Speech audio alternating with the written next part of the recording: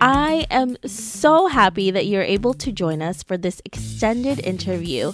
Make sure to visit theoffbeatlife.com. Again, that's theoffbeatlife.com to get more killer resources.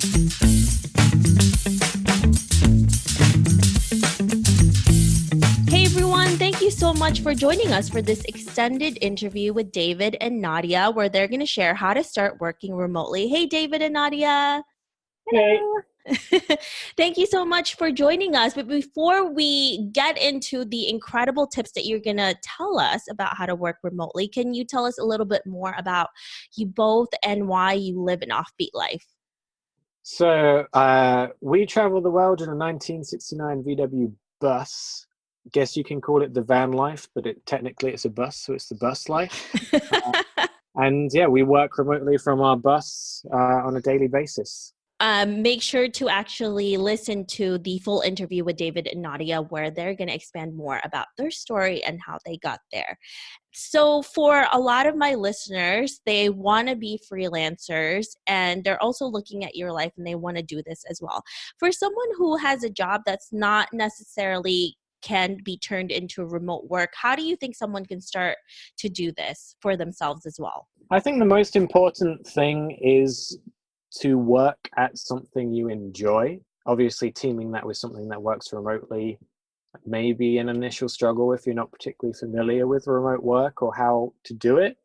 But I think that's really important. It's very easy to get distracted when working remotely, whether you're working remotely from home and then your TV remote's 2 seconds away, or like us, you're working remotely from your van. Then I mean, like right now we're parked like a 2-minute walk away from like this beautiful lake. I have a paddleboard in my bus. It would be very easy for me just not to work and go paddleboard, but you need to enjoy your work so that doesn't necessarily happen. Yeah, and to stay productive in a lot of sense, it's up to you, before you even start working remotely. And if you want to quit your job, you also have to know whether this is the right step for you, because there are some people that they actually want a boss to tell them the deadline and they're not self-starters. So you really have to evaluate that as well. Yeah, I've always said that anyone can find a remote job, but very few people can actually keep a remote job. Because it's hard. I've talked to a lot of different friends who this was definitely not the right thing for them, but actually trying it for yourself, definitely do it. That's the only way you're going to find out if it's actually the best way for you. So David and Nadia, we touched up on this a little bit on the full interview about how it's really important to know how to communicate well with your clients. Can you give us some tips on how you're able to do that as a remote worker so that you can work efficiently? Yeah, I think a lot of people, when it comes to communication, and the tool is always there just to aid you in the communication. You need to be good at the communication by default, no matter what tool you're using. And for me, like the main thing, your clients know what you're working on, when it's going to be delivered by, and if you are in any way, for example, if our bus was to break down, the first thing we would do is send an email to work going, our bus is broken down. And we would do that like even before ringing our insurance company or whatever else we may have to do, seeing as we've broken down, because that level of communication it builds trust. It's super important. So when you're talking to your clients, do you actually tell them that you're traveling while you're doing this? And how does that work? Are they usually open to it, or how do they react? My policy is to be super upfront. So as a good example, I only work 3 days a week. I only work 6 hours each of those 3 days. And if I don't have any work, so I've completed all my tasks, I make sure the client knows that in those instances, I'm off going to be doing something fun, and I'll come back when you have got more work for me to do. So kind of really upfront saying, these are the requirements that I have with my remote work, and this is how it's going to work with the project moving forward. And then really it's up to them to kind of accept or decline those terms. But at least then you're communicating how your lifestyle works, and it's up to them to work with it or not. Yeah, and I think, for us, the fact that we've been doing it for so many years and have so many happy clients really helps. It is more difficult if you say, I've just started doing this. For us, it's pretty easy saying, hey, we've been doing this for like 6 years.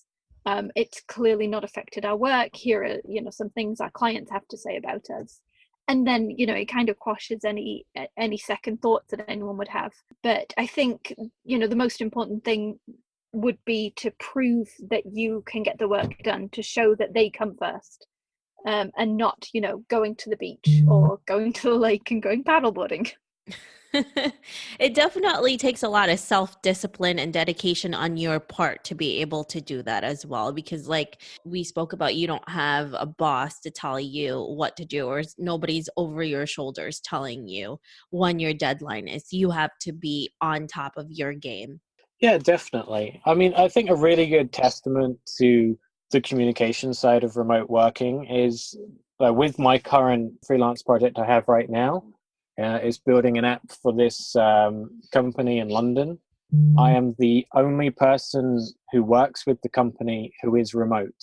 They do not employ remote workers. They do not work with remote contractors. I'm the only one that they've actually allowed to be remote, because my communication is as good as it could be in that it works for the both of us. And that's the most important thing. It has to work for both of you and the company that you're working with as well. What's the best way to find remote work and steady income if you want to start doing this, especially if you don't have experience with this yet? At least for design that can really help you find work. One in particular is called TopTal. It's basically, it helps large companies, mainly in Silicon Valley, find the top 2% of freelancers to work with. So you actually have to go through like a testing process to get on TopTal to prove that you're good enough. And then people, like a good example, I think Airbnb use them. So that they are huge companies that are using TopTal to find freelance talent. And I'm sure there are similar sites for kind of different industries as well. Now, what type of skills should you learn, or, maybe you already have it, that's really important to be a remote worker? I think time management is probably one of the most important ones. I think, it's very easy for remote workers to miss deadlines. I think that's probably the thing that I hate the most in the world, is a missed deadline.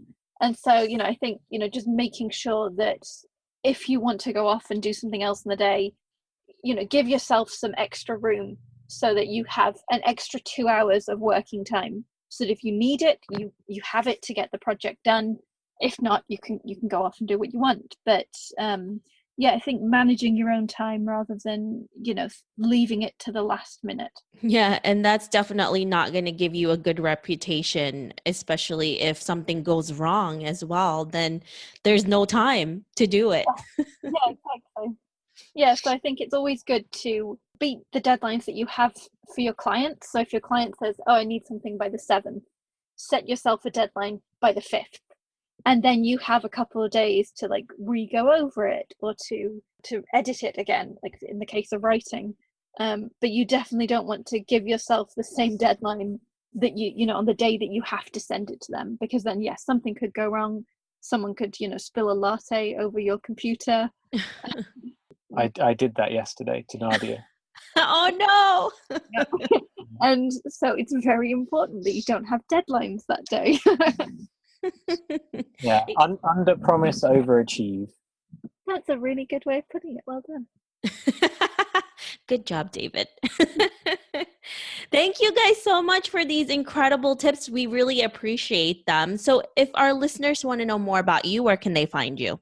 The easiest place to find us is Instagram, at Saying Yes Is.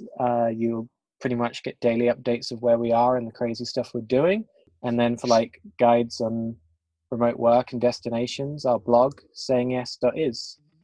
Perfect. Thank you, David and Nadia. I really appreciate it. And we can't wait to check out all of the journey that you guys are going to do, especially with the upcoming ones that, you're about to have. So exciting. Thank you.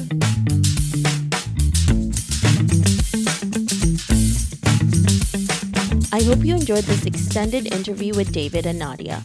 Make sure to visit theoffbeatlife.com. Again, that's theoffbeatlife.com to get the full interview with David and Nadia, where they share how to travel the world as a full-time van lifer.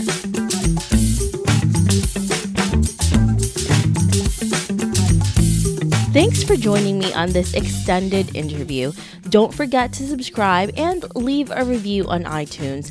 We can also chat some more on Facebook at The OB Life. I'll talk to you soon.